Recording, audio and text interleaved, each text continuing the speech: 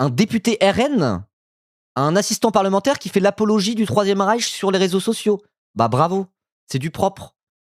Il s'appelle comment? Vincent Claudin, voilà. Il y a un article de Mediapart qui est sorti, je crois que c'est Mediapart qui a sorti l'info, c'est peut-être un autre, je sais pas. En tout cas, nous on va lire l'article de Mediapart, parce que ça la fout un peu mal. Hein. Là on parle un peu de oh là là, qui est nazi, qui est violent, les antifascistes sont les vrais fascistes, sont les vrais machins bidules. Bon bah en tout cas, force est de constater qu'il y a une députée RN actuellement en exercice qui a dû jarter un assistant parlementaire, parce que le gars, non seulement c'est un des meilleurs amis de Quentin Duranc, mais en plus il a fait des tweets pro-Hitler et antisémites. Pro-Hitler, hein. Pour que Mediapart mette pro-Hitler, c'est vraiment que dans le tweet, il y a écrit vive Adolf Hitler, quoi. Hein. Parce que généralement, ils sont très factuels, vous voyez. Donc, on va regarder ça, voir un petit peu, est-ce que LFI sont les nouveaux nazis ou est-ce que les nazis sont les nouveaux nazis? C'est la question qu'on va se poser et je pense qu'on a déjà un peu la réponse. Voilà, et on va lire. Merci, Volchan TV, pour le rappel. Abonne-toi si tu regardes ça sur YouTube, je te tutoie. Et passez en live aussi, pour sub à la chaîne, typiquement. Alors celui-là, il est très haut dans les chaînes nazies. Ah ouais. On va voir. On va voir. C'est quoi ce nouvel usage du mot débranché? Bon, je sais pas trop. Je sais pas trop. Bon, allez, go. Pac. On y va. Une députée RN débranche en urgence son assistant parlementaire néo-nazi, ami de Quentin Duranc. Ça la fout mal. Hein. La députée d'extrême droite Lisette Paulet a annoncé mardi qu'elle se séparait de son collaborateur Vincent Claudin, juste après avoir reçu nos questions sur les tweets pro-Hitler et antisémites publiés pendant les années par celui-ci. Le militant était un des meilleurs amis de Quentin Duranc. Donc là, on a quand même l'extrême droite qui veut porter plainte contre les gauchistes car on les nazifie. Quoi? Vous osez dire que Quentin Duranc était proche des milieux néo-nazis alors qu'il est mort? Bah oui, en fait, l'un n'empêche pas l'autre. Et quand tu vois qu'il était un de ses meilleurs amis autoproclamés, bon, ça va, on peut arrêter de danser la samba 5 minutes et mettre un peu de contexte et dire un peu la réalité des choses. Pitié, quoi. Pitié. Bon. C'est par un simple message posté sur le réseau social X, anciennement Twitter, mardi 24 février, en fin d'après-midi, que la députée Rassemblement National Lisette Paulet a soudainement et publiquement remercié l'un de ses assistants parlementaires. Suite aux dernières révélations de la presse, je me sépare de mon collaborateur, a écrit l'élu d'extrême droite, sans plus de précision. De quelle révélation parle-t-elle? Le 20 février, Mediapart avait effectivement dévoilé que Vincent Claudin, qui travaille à ses côtés depuis avril 2025, donc ça fait quand même bientôt 1 an, avait été membre du groupuscule violent. On a beaucoup parlé de violence politique. Il y a un problème avec la violence politique en ce moment. Voilà, c'est pas juste l'extrême gauche. Donc Vincent Claudin, qui travaille à ses côtés depuis avril 2025, était membre du groupuscule violent Lyon Populaire, dissous en juin de la même année, notamment pour exaltation de la collaboration avec l'Allemagne nazie. Tout simplement. Déjà questionnée en amont de la publication de cette enquête, Lisette Paulet n'y avait vu aucune raison de se séparer de son assistant. Selon elle, il ne faisait partie d'aucun groupe militant lors de son recrutement puisqu'il avait été exclu en juin 2024 de Lyon Populaire suite à son refus de cautionner une action violente menée par le groupuscule. Il suit scrupuleusement la ligne politique fixée par le groupe et je n'ai pas eu à me plaindre de son travail, le défendait alors l'élu de la Drôme. Ah bon? Ok, d'accord. Bon, on va lire un peu ses tweets. Hein.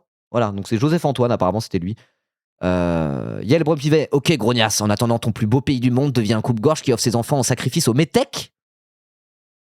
Ah ouais, la DA du gain. Moi, c'est la moustache encore, bon, mais juste la DA de ses tweets, quoi. Il faut brûler Elisabeth Bornstein et dégager la Constitution et non l'inverse. Ah ouais, d'accord. Elisabeth Bornstein pour parler d'Elisabeth Borne. Hein. L'antisémitisme chimiquement pur. Hein. Donc rappelle là que l'autre bouffon qu'on a vu sur CNews juste avant là, il était en mode genre le nazisme se trouve maintenant chez LFI, c'est eux les nazis. Il dit ça tout en défendant l'extrême droite quoi. Des gars qui disent il faut brûler Elisabeth Bornstein. Ça c'est nazi pour le coup. Ça c'est un peu nazi sur les bords. Hein. Elisabeth Bornstein quoi. Une fille sans doute enivrée m'a déjà dit que je ressemblais à Hitler avec mon béret. J'avais aussi un trench et une moustache. Je l'ai remercié. Ah ouais. La France est devenue tellement marron que quand son actualité ne consiste pas à évoquer toutes sortes de crimes commis par les Fedek consanguins. Fedek consanguins, c'est pour désigner des Algériens. On commente la malbouffe pour Mouker. Je sais pas ce que ça veut dire. Ou la randonnée d'un mulâtre connu pour jouer à Fortnite. Un mulâtre. Ah ouais, je m'attendais pas à ce que ça soit à ce niveau-là. Waouh. Un mulâtre. Quoi, mulâtre, ça veut dire un métis, quoi, mais à l'ancienne, quoi. Un mulâtre, c'est... Waouh. Ah, je m'attendais pas que c'était à... Je pensais pas que c'était à ce point-là. Hein. Ah, c'est très très grave, quoi. Les hommes pouvaient lancer des éclairs avec les yeux avant de se métisser avec des races de singes, donnant l'humanité actuelle. L'eugénisme permettra de retrouver ses pouvoirs. Et bien sûr, ce sont des pédales. Et l'arabe qu'il y a en dessous. Si la remigration a lieu, nous sommes au pouvoir. C'est que nous sommes au pouvoir. Et si nous sommes au pouvoir, ce jeune homme sera rééduqué. Ah ouais, bon bah ok. Ça se passe de commentaires. Hein. Assistant parlementaire. Hein. Assistant parlementaire. Alors on peut dire, oui mais regardez, les assistants parlementaires de Raphaël Arnaud ont commis des actions violentes. Et bah oui, Jacques-Élie Favreau, là qui est mis en examen, on verra ce que donne l'enquête. Mais si effectivement il y a des assistants parlementaires qui ont fait des violences de rue, etc., bon bah qu'ils soient condamnés pour les violences de rue. Qu'est-ce que vous voulez que je vous dise? C'est la justice, ainsi soit-il. Mais je veux dire qu'on va fouiller leur Twitter. Tu trouves pas ça dedans quand même? Quand même. Et c'est pas comme si lui, il n'était pas aussi affilié à des groupes violents qui mènent des actions violentes, quoi. Ouah. Ah, je pensais pas que c'était à ce point-là. Parce que le truc des brebis galeuses du RN, vous voyez, en mode, oh là là, ce candidat municipal, les brebis galeuses du RN, il y a des dingueries souvent, quoi, des dingueries racistes et tout. Mais à ce niveau-là, parler de mulâtre, dire il faut brûler Elisabeth Bornstein, en parlant d'Elisabeth Borne. Merci Elisabeth Bloodborne pour le follow. Voilà, Elisabeth Bloodborne, c'est cool. En mode Frame Software. Dark Souls, il n'y a pas de souci avec ça. Elisabeth Bornstein, quoi. Waouh. Wow. Sachant qu'en plus, Elisabeth Borne, pour ceux qui ne savent pas, son père a été déporté. Hein. Voilà, c'est une descendante de déportés et tout. Son père a survécu pour le coup, sinon elle serait pas née. Voilà, elle était pupille de la nation, fille de déportés, etc. Dire il faut brûler Elisabeth Bornstein, c'est nazi, quoi. C'est vraiment du nazisme chimiquement pur, quoi. Waouh. Ok, bon, bah d'accord. Rappel, à toute fin utile, le militant était un des meilleurs amis de Quentin Derenc. Voilà. Juste un jeune patriote qui aimait les mathématiques et la philosophie et son pays. Hein. Voilà. Dire que c'était un nazi, c'est déjà de l'appel au meurtre, hein, selon certains. Bon, bah, normalement, quand ton meilleur ami écrit sur Twitter, il faut brûler Elisabeth Bornstein, et que t'es à l'Action française et dans tous les pires groupuscules suprémacistes, ça va, quoi. Bon, allez, on va lire la suite de l'article. Depuis une dizaine de jours, Vincent Claudin s'est fait connaître du grand public comme Vincent, l'un des meilleurs amis de Quentin Derenc, le militant d'extrême droite tué le 14 février à Lyon, lors d'un affrontement avec les antifascistes. On va pas refaire toute l'histoire. Lui et son frère cadet Baptiste Claudin, également passé par Lyon Populaire, font partie des très rares proches de l'étudiant de 23 ans à avoir pris la parole dans les médias pour honorer la mémoire de leurs camarades rencontrés à l'église traditionnaliste lyonnaise Saint-Georges. Ah, les églises traditionnalistes lyonnaises, c'est un peu compliqué parfois. Voilà. Force à tous mes catholiques. Mais pas cela. Pas cela. Mais Vincent Claudin est aussi et surtout un authentique militant néofasciste tendance nazie. Comme Mediapart a pu le documenter en exhumant plus de 4400 posts publiés sur Twitter entre décembre 2021 et février 2026 par le Lyonnais, avec 2 comptes anonymes successifs. Voilà, donc on parle de 5 ans de tweets, 4400 tweets. Hein. C'est pas, il a fait une blague J une fois. Voilà. Vous savez c'est quoi? Il y a une bonne blague apparemment. J'ai vu joli. Attends, on va lire ça. Un faisceau d'indices concordants. Oui. Le faisceau d'indices a l'air quand même assez concordant. Hein. Saint-Georges, c'est Metz en latin? Ok. C'est quoi? C'est rattaché à la... comment ça s'appelle? La confrérie sacerdotale Saint-Pidis? Qui pratique le rite tridentin romain? Je dis tout le temps la même phrase parce que j'ai appris ça une fois. Bref, bon, ok. C'est des cathos tradis de l'enfer. Quoi. Ok. J'en étais où? Ah bah j'ai oublié. Oui, le jeune homme y affiche son admiration pour le Troisième Reich, son espoir de l'avènement d'un régime fasciste et eugéniste en France, et déverse sa haine des juifs, des personnes racisées et des homosexuels. Donc vraiment le nazi à l'ancienne. Moins d'une heure après avoir reçu les questions de Mediapart sur les publications de son collaborateur, Lisette Paulet a annoncé se séparer de celui-ci.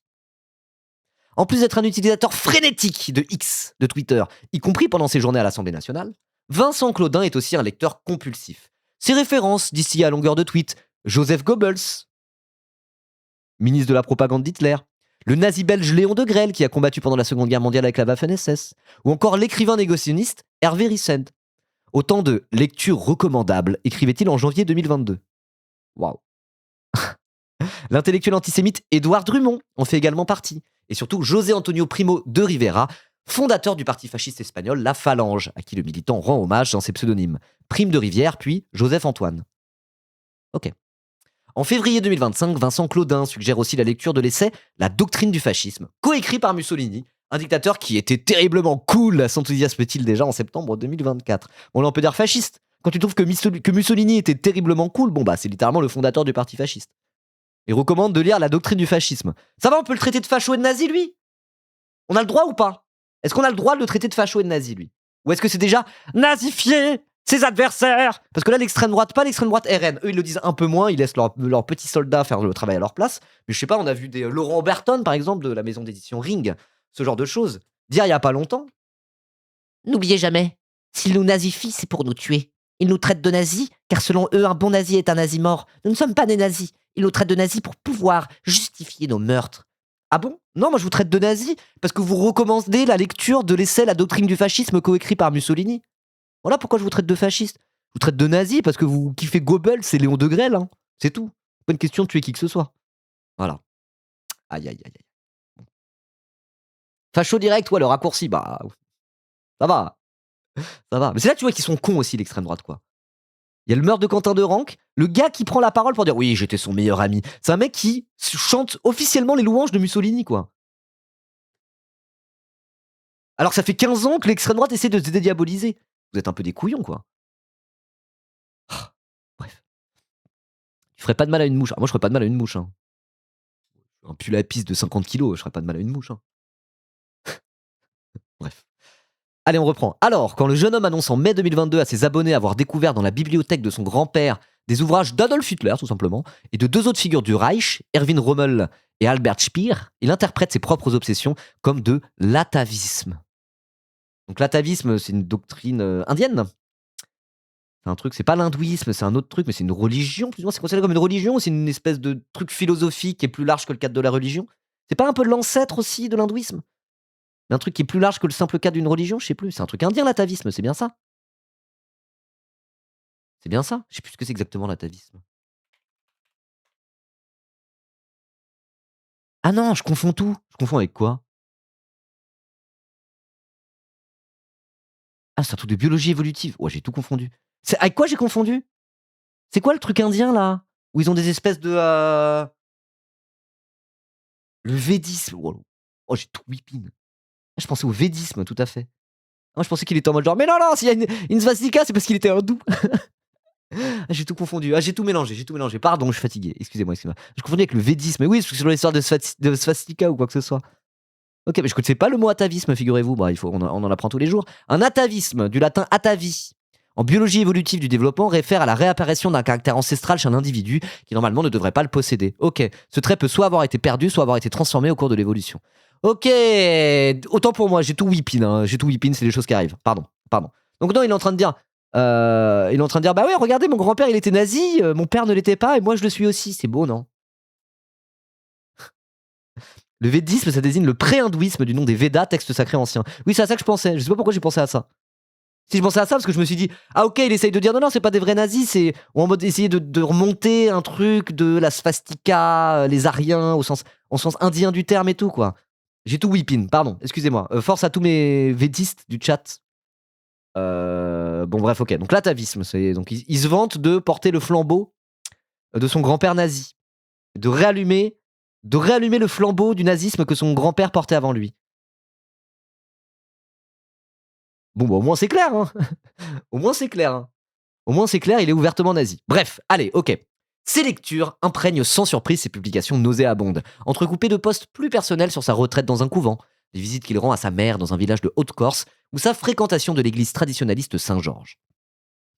Le 8 avril 2025, au moment même où il est recruté par la députée Lisette Paulet, il s'indigne que l'on puisse se métisser avec des races de singes, on vient de le lire. L'eugénisme permettra de retrouver ses pouvoirs, conclut-il, caché derrière son pseudo. 2 mois plus tôt, il se félicitait que les catholiques fassent beaucoup, beaucoup d'enfants racés. Racés. Des enfants blancs. Il parle un peu comme Pierre-Édouard Stérin, hein. Souvenez-vous, Pierre-Édouard Stérin qui avait dit déjà, il faut commencer à faire des bébés, faire plein de bébés de souche, catholiques. Bon, lui, c'est pareil, hein. Beaucoup d'enfants racés, il utilise le terme racé, quoi. Oh. L'opposition farouche de Vincent Claudin à l'avortement vient parfois rencontrer son antisémitisme viscéral. Comme quand il appelle, en juin 2022, à, je cite, on l'a lu, brûler Elisabeth Bornstein et dégager la Constitution. Bon, pas très républicain tout ça. La première ministre de l'époque, Elisabeth Borne, dont le père est un rescapé des camps de concentration, vient alors de soutenir l'inscription de l'interruption volontaire de grossesse, l'IVG, dans la Constitution. Ok, voilà. Ah, mais voilà, bah, avec le contexte direct. Avec le contexte, ça va. On comprend mieux. Il a pas dit ça gratuitement. Oh là là là là là là là là. Vous savez à quoi ça me fait penser ça? Ça fait penser à Soral qui avait dit le Panthéon devient quoi? Une boucherie cachère ou je sais plus quoi là. Bah, Simone Veil qui a été au Panthéon. C'était quoi le mot qu'il avait utilisé? Une boucherie cachère ou un truc comme ça? Je sais plus. Mais c'est les trucs de nazis à l'ancienne, quoi. De nazis à l'ancienne, de nazis, de déchetterie cachère, voilà, il avait dit ça. Un peu pareil, hein. C'est un peu le même genre, hein. C'est un peu le même genre. C'est des nazis, quoi. C'est des nazis, tout simplement. C'est des nazis. Bref. 2 ans plus tard, ce catholique intégriste fustigera encore les grognasses qui veulent tuer leur bébé. En août 2022, le jeune homme s'amuse de la rafle du Veldiv sous Vichy. Ah bah super. Je retiens que c'est acceptable à condition de faire ça dans des conditions dignes. Heureusement que la SNCF climatise désormais ses voitures hostiles. Lorsqu'un utilisateur feint de s'inquiéter de se faire insulter d'antisémite, il s'étonne. C'est une insulte? Bon, ok. Un nazi, hein, littéralement un nazi. Donc le mec était là, assistant parlementaire d'une députée RN en ce moment même, quoi. Quand même. Là, j'ai rarement vu. Pourtant, je m'y connais en Asie, j'ai rarement vu un mec aussi ouvertement nazi ces derniers temps. Hein. Dans tous les articles que j'ai pu lire, là, comme je disais, sur les brebis galeuses, machin, là, c'est vraiment en mode. C'est le pompon, quoi. J'ai jamais vu ça à ce point-là. C'est du nazisme chimiquement pur. Chimiquement pur. Pensant n'être jamais identifiable, Vincent Claudin s'autorise à faire sans détour l'apologie du nazisme. En janvier 2022, à un internaute qui se demande ce qu'il se passerait si Hitler était au pouvoir, il répond sans hésiter: l'Europe se régénère. Quelques mois plus tard, il se réjouit qu'une femme ait trouvé qu'il ressemblait à Hitler. Voilà, on l'a lu tout à l'heure aussi. Il n'y a que 2 solutions. Soit l'anarchie libérale, soit la révolution nationale-socialiste. Donc c'est nazi, hein, national-socialiste, littéralement. Nazi, célébration de national-socialisme, socialismus, qui veut dire national-socialisme.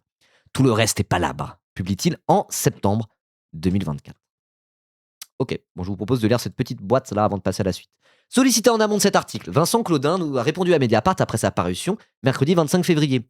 Je suis effondré de causer du tort à mes proches et mes camarades, et tiens à préciser que ces publications d'un compte anonyme privé, sur le registre de l'ultra-provocation outrancière et sulfureuse et de l'humour noir hors contexte, ne reflètent pas ma véritable structuration idéologique actuelle, le catholicisme intégral, a-t-il précisé. Le mytho. Et même pas ça assume. Même pas ça assume. Mais non, c'était pour rire. Ça va, c'était pour rire. Bon, si t'as cet humour-là et que tu fais des blagues comme ça pendant 5 ans sur ton compte Twitter, et que t'es dans des groupuscules liés à l'extrême droite nationaliste la plus dégueulasse, ça va, même pas ça assume, quoi. Ils font les gros bonhommes. Bah, porte tes couilles, frérot. Qu'est-ce que tu veux, Vincent Claudin, là, bouffon? Non, mais c'était pour rigoler. Moi, je suis pas nazi, hein, je suis juste catholique intégral. Ça veut dire quoi déjà, catholique intégral? Comme le nationalisme intégral de Charles Maurras? Collabo notoire? Bon. Voilà, nous les brebis galeuses, c'est Fernael, ça va, exactement. Fernael qui stream un peu, qui fait des vidéos YouTube, on l'avait vu sur la chaîne, parce qu'il est militaire et de gauche. Et de gauche pour de vrai, quoi. Il est très basé. Il est à la marine, il est pas à l'armée de terre. C'était intéressant, on avait fait tout un débat, un live sur ça, c'était vraiment cool. Et lui, il s'est retrouvé en brebis galeuse de LFI par frontière, quoi. C'est quoi, brebis galeuse? Une fois, il a dit fils de pute sur Twitter, voilà. Il a dit, ah, vraiment, c'est un comportement de fils de pute. Voilà, c'est ça nos brebis galeuses à nous, hein. Voilà. Eux, leur brebis galeuse, c'est il faut brûler Elisabeth Bornstein. En parlant d'Elisabeth Born, fille de rescapée des camps de concentration. Oh, ça va. Bref. Aïe. L'ex-collaborateur RN a présenté ses excuses À tous ceux qui ont pu être sincèrement atteints par ces propos immatures, blessants et choquants. C'est ma responsabilité strictement individuelle. a-t-il conclu. Ouais, bah, t'es un bouffon, qu'est-ce que je te dis, hein. T'es un bouffon. Et même avant de se précipiter en disant je suis le meilleur ami de Quentin de Rank, fallait vérifier qu'on retrouve pas tes tweets. Bouffon. Il s'est excusé, ça va. Non, ça va, il s'est excusé. Il s'est excusé sur ses blagues sur la rafle du Veldiv, du coup, moi, ça va. C'est pardonné, mon Vincent, écoute. Moi, je le prends mal, hein, les blagues sur la rafle du Veldiv. Hein. Bon, non, moi, ma famille était littéralement raflée au Veldiv, hein, mon arrière-grand-mère. Bon, je l'avais mal pris à la base, mais il s'est excusé, donc ça va. C'était des blagues. Allez, on va pas être rancunier. Non, ça va. Allez, tu peux retweeter. Ça va. Que celui qui n'a jamais péché lui jette la première pierre. Hein. Puis avant de regarder la poutre, la paille dans l'œil de Vincent Claudin, peut-être que vous ferez mieux de regarder la poutre qu'il y a dans la vôtre. N'est-ce pas? Voilà. C'est Jésus qui a dit ça. La parabole de la paille et de la poutre. Reportée dans l'évangile selon Luc, mais aussi dans l'évangile selon Matthieu. 2 versions différentes. Voilà. Donc dedans, il dit hypocrite. C'est écrit dans la Bible. Jésus, c'est un punchliner. Hein. Et là, il dit machin bidule, la poutre et la paille. Point. Hypocrite. Et après, il continue. Basé, hein. Bref. Alors, j'ai vu la page Wikipédia de la parabole de Saint Jean, je sais pas quoi, là. Il y a pas longtemps. Donc, je vais vous parler de ça. Bref, peu importe. Allez, on continue. Plonger dans les centaines de tweets du militant permet de prendre la mesure du racisme décomplexé dont fait preuve celui qui a choisi d'envoyer son CV au RN en 2025. Il n'hésite pas à parler de marron pour désigner des personnes noires ou employer le terme, je cite, bougnoul. En avril 2022, un utilisateur affirme que Le problème du voile, c'est l'islam, pas le voile en lui-même. Et l'arabe qu'il y a en dessous, lui répond-il. Bon, bah, ok. Aïe, aïe, aïe. Multipliant aussi les insultes homophobes, Vincent Claudin s'impatient de l'avènement d'un régime à même de sévir contre les personnes LGBTQ+. Si nous sommes au pouvoir, ce jeune homme sera rééduqué, promit-il sur X en mai 2022 à propos d'un homosexuel. 2 mois avant son arrivée à l'Assemblée nationale, le futur assistant parlementaire s'adresse à la présidente du Palais Bourbon, Yael Braun-Pivet, avec une misogynie et un racisme crasse. Ok, grognasse, en attendant, ton plus beau pays du monde devient un coupe-gorge qui offre ses enfants en sacrifice au métèque. Aïe, aïe, aïe, écrit-il. Au même moment, il assène que les musulmans ne sont pas français et prônent la remigration totale. Remigration, déjà, ça veut dire renvoyer chez eux des gens sur la base qui n'est pas une base, même pas de nationalité, quoi. Ça veut dire des gens, t'es français arabe, t'es musulman arabe, mais français. Remigration, on te renvoie chez toi. Il faut reblanchir la France. C'est ça déjà le principe de remigration. C'est de la déportation sur des critères ethniques ou religieux ou culturels, quoi. Ça veut dire déportation. Voilà, c'est pas en mode genre les délinquants étrangers dehors. C'est pas ce que ça veut dire remigration. Ça veut dire t'es trop arabe, t'es trop musulman sur des critères qu'on établit. Bah, t'as beau être français, t'arrêtes d'être français et tu rentres chez toi. Voilà. C'est ça que ça veut dire. Par exemple, on pourrait imaginer tous les binationaux franco-algériens qui seraient en bonne partie renvoyés chez eux, quoi. C'est de la déportation, c'est un truc de zinzin quand on parle de remigration. Mais lui, il est carrément pour la remigration totale. Voilà. C'est-à-dire que s'il y a des Arabes dans le chat, s'il y a les DZ du chat, là, bah vous allez en Algérie. Même si vous n'avez jamais foutu les pieds en Algérie, vous avez grandi en France et que vous êtes français, et si vous n'avez pas la double nationalité ou je sais pas quoi, allez, en Algérie maintenant. C'est ça que ça veut dire, remigration totale, quoi. C'est, voilà. Les franco-portugais, non, lui, je pense que ça va. Je pense que les franco-portugais, c'est pas ce qu'ils détestent le plus. Voilà. Bref. Ouais, c'est du nettoyage ethnique, mais pas par la déportation. On pourrait dire ça comme ça. Bref. Son choix de finalement travailler pour une députée interroge, tant il affiche une détestation profonde de la République et de la démocratie. Bah oui, mais ils en battent les couilles. C'est une stratégie de oh là là, on va aller à l'Assemblée nationale. Mais c'est pas parce qu'ils sont républicains qu'ils vont dans les institutions républicaines. Hein. Voilà. Ce qui leur fait un point commun avec les nazis. Les vrais nazis. Le NSDAP, le Parti national socialiste d'Adolf Hitler pendant la République de Weimar. Au début, c'était en mode genre non, non, non, nous on est pour la République. Hein.